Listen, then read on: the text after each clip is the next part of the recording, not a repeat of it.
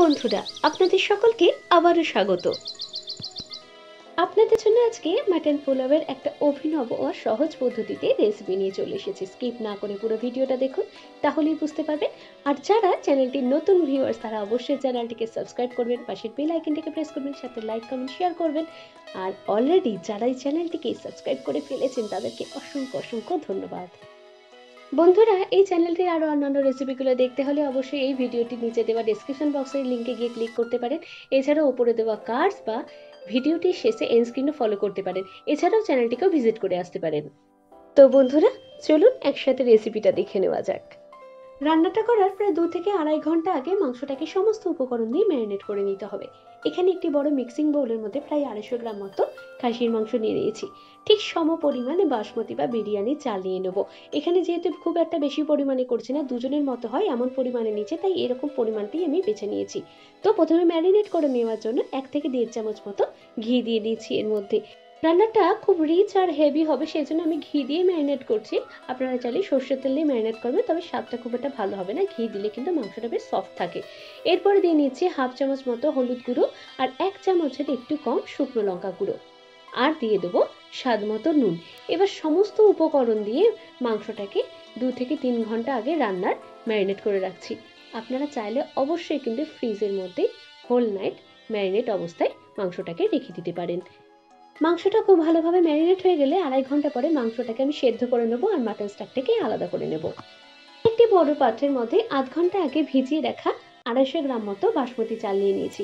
আমি আগেই বলেছি মাংস আর চালের পরিমাণটা কিন্তু সেম হবে, তাই এখানে 250 গ্রাম মাংসের সঙ্গে 250 গ্রাম বাসমতি চাল বা যে কোনো বিরিয়ানি চাল নিয়ে নিতে পারেন আপনারা। তো এরপরে হাঁড়িতে বেশ জলটা টকবক করে ফুটে এলে ভিজিয়ে রাখা বাসমতি চালটাকে এর মধ্যে দিয়ে দিচ্ছি। মিডিয়াম ফ্লেমে ভাতটাকে প্রায় 50% মতো সেদ্ধ করে নেব। এটা পুরোপুরি সেদ্ধ করলে কিন্তু ভাতের দানাগুলো ভেঙে যেতে পারে। তো প্রথমে চালটা দেওয়া হয়ে গেছে, তো এর মধ্যে একে একে আমি দিয়ে নিচ্ছি একটা বড় এলাচ, একটা ছোট এলাচ আর একটা কি দুটো লবঙ্গ, আর তার সাথে দিয়ে নিয়েছি দুটো তেজপাতা। 50% মতো ভাতটা সেদ্ধ হবে। আমি একটা ভাতের দানা তুলে দেখিয়ে দিচ্ছি যে এখানে খুব একটা বেশি শক্তও থাকবে না, একবারে নরম হয়ে যাবে না। ঠিক এরকম পর্যায়ে ভাতটা যখন হয়ে আসবে ঠিক তখনই ভাতটাকে নামিয়ে নিতে হবে। এবারে মশলার জন্য নিয়ে নিয়েছি একটা গোটা টমেটো কুচি, গোটা গরম মশলা, এলাচ, দারচিনি, লবঙ্গ আছে, কিছুটা আদা কুচি, তেজপাতা, রসুন কয়েকটা, একটা গোটা পেঁয়াজ কুচি, কিছুটা কাঁচা লঙ্কা আর কিছুটা শুকনো লঙ্কা। সমস্ত মশলাগুলোকে আমি মিক্সিং বোলের মধ্যে পেস্ট করে নিয়েছি।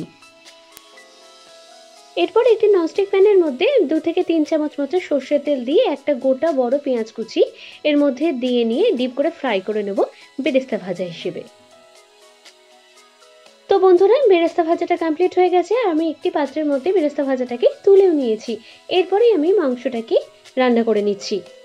মিডিয়াম ফ্লেমে আরেকটি ননস্টিক প্যান গরম করতে বসিয়ে আবারও এর মধ্যে 1 থেকে 1.5 চামচ মতো দেশি ঘি দিয়ে দিচ্ছি। তারপরে দিয়ে দিচ্ছি 1 থেকে 2 চামচ মতো সর্ষের তেল। এবার এই তেল আর ঘি একসঙ্গে গরম হয়ে গেলে এর মধ্যে আমি বেশ খানিকটা পেঁয়াজ কুচি দিয়ে দিচ্ছি। পেঁয়াজটা ভাজা হতে হতে যখন বাদামি রঙ হয়ে আসবে তখন এর মধ্যে এক এক করে বেটে রাখা বাটা মশলাটা দিয়ে দিচ্ছি। লো ফ্লেমে বাটা মশলাটাকে তেলের মধ্যে হালকাভাবে কষিয়ে নেওয়ার পরে 2.5 ঘন্টা আগে মাটনটা, যেটা আমি ম্যারিনেট করে রেখেছিলাম, এই মাটনটাকে আমি খানিকক্ষণ আগে সেদ্ধ করে নিয়েছি। এবার এই সেদ্ধ করা মাটনটাকে এই মশলার মধ্যে দিয়ে দিচ্ছি। আর সেদ্ধ করা মাটনের যে স্টকটা থাকে সেই স্টকটাকে আমি আলাদা করে তুলে দিয়েছি। মাটনটা যখন কষাবো তখন এই স্টকটাকে এর মধ্যে ব্যবহার করে নেব। সমস্ত মশলার সাথে মাটনটাকে এবারে কষিয়ে নিতে হবে আস্তে আস্তে। আরেকটু সামান্য হলুদ দিয়ে নিচ্ছি এর ভেতরে, খুব বেশি দেওয়া যাবে না, 1/2 স্পুন মতো দিয়েছি। বেশি হলুদ দিলে কিন্তু মাটন থেকে হলুদের গন্ধ আসতে পারে। মশলাটা কষাতে কষাতে ড্রাই হয়ে গেছে, তাই এর মধ্যে সামান্য একটু পরিমাণে জল দরকার, তাই জলের পরিবর্তে সেদ্ধ করা মাটনের স্টকটাই এর মধ্যে দিয়ে দিচ্ছি। স্টকটার সাথে মাটন আর মশলাটাকে একটু হালকাভাবে নাড়াচাড়া করে নেওয়ার পরে লো ফ্লেমে ফুটতে দিতে হবে, যাতে মাটন আর মাটনের মশলাটা একে অপরের সাথে খুব সুন্দরভাবে মিশে যেতে পারে। মশলাটা অনেকটাই গাঢ় হয়ে এসেছে, একেবারে জমে ঘন হয়ে গেলে আমি মাটনটাকে তুলে নেব। মাটন পোলাওয়ের মাটন কষাটা রেডি হয়ে গেছে আর আমি একটি পাত্রের মধ্যে মাটনটাকে তুলেও নিয়েছি। আর আরেকটি পাত্রে আমার প্রয়োজন অনুপাতে মাটন পোলাওয়ের জন্য ভাতটা তুলে নিয়েছি। আমি আগেই বলেছিলাম ভাতটা 50% মতো সেদ্ধ করে নিতে হবে, যাতে ভাতের একটি দানা ভেঙে না যায়। এবারে একটি ননস্টিক প্যান লো ফ্লেমে গরম করতে বসিয়ে এর মধ্যে হাফ স্পুন মতো ঘি ছড়িয়ে দিতে হবে। ঘিটাকে কড়াইয়ের মিডিলে খুব ভালোভাবে মাখিয়ে নিতে হবে, দিয়ে হালকা ফ্লেমে ঘিটাকে গরম করে নিতে হবে। আমি কিন্তু আগেই বলেছিলাম এই রান্নাটা খুব স্পাইসি, হেভি আর রিচ হবে, তার জন্য কিন্তু আমাকে 2-3 খেপে ঘিটাই ব্যবহার করতে হচ্ছে। তবে আপনারা যদি একটু রিচ কম করে চান তাহলে কিন্তু ঘিয়ের পরিমাণটা কম দেবেন আর মশলাপাতিও কম দিতে পারেন, সেটা আপনাদের স্বাদ অনুযায়ী নিয়ে নেবেন।